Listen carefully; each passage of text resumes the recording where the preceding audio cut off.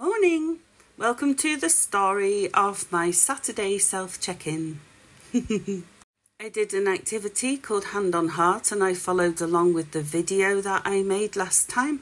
I'll pop a link to it in the comments and then that way you can go to it and have a go as well if you like. I think overall from the connecting to self, listening to self and then drawing the images that came up for me, I think it took about 8 minutes. Today. Here's the story of what happened.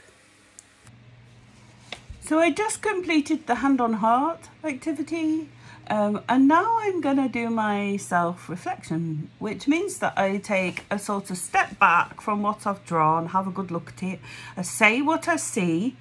So there's a cake, there's some crisps, there's a crunched up section, I can see like wounds, I can see a hammer, I can see like a prison cell, I can see armour, I can see all sorts of things in here. So I say all of that.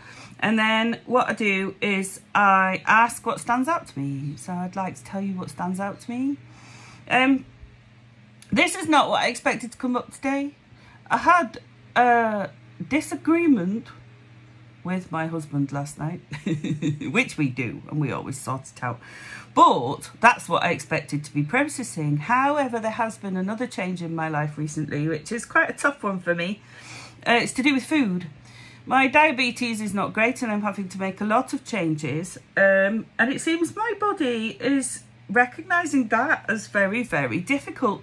Now that fascinates me because there's an order to things that's been recognised by Abraham Maslow, which is that physiological needs are the thing that need attention first, then environmental safety needs come next, then relationship stuff. So my head expected to be processing the relationship stuff, but it seems my body is processing the physiological changes that are happening because of the food I'm eating, because of the medication I'm taking, because of the illness I'm experiencing. And it seems, and also just the fact that for years and years and years, food has been a coping strategy for me. And so bubbles and memories of the reason why that is the case have come up for me too. So I've got alongside images of food, this chocolate cake and the crisps that came up. I had the sensation of crunchy the whole way through this, and I even like scrunched the paper up to get that because that's one of my main sensory comforts as an autistic person. Crunchy things are things that I find incredibly soothing and helpful. It's quite hard to do that without eating a load of carbs, and I'm not allowed carbs now.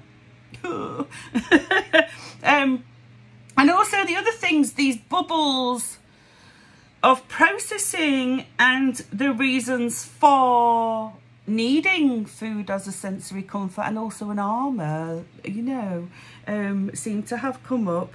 There is actual like little image of armour. There's an image of being splatted. There's an image of being in a box, having to fit in a box, the expectations everyone has of me, like a prison and not fitting, you know, like having to change my shape for others, which is a very difficult thing to do.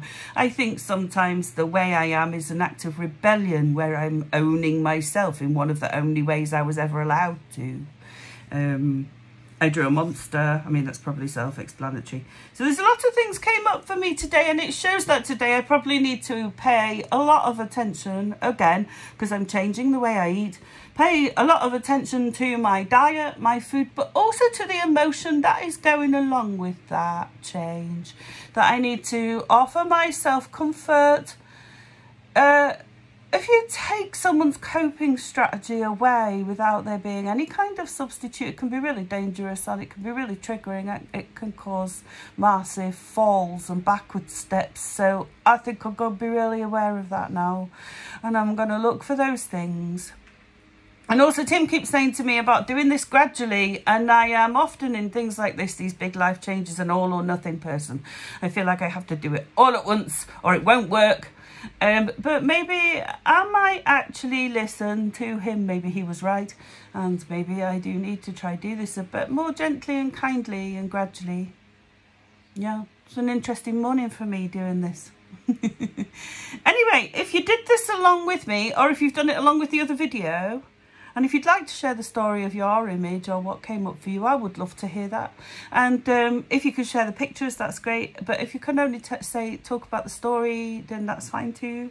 And I hope you have a wonderful Saturday. It's the weekend. Yeah. Woohoo! Take care, everybody. Bye.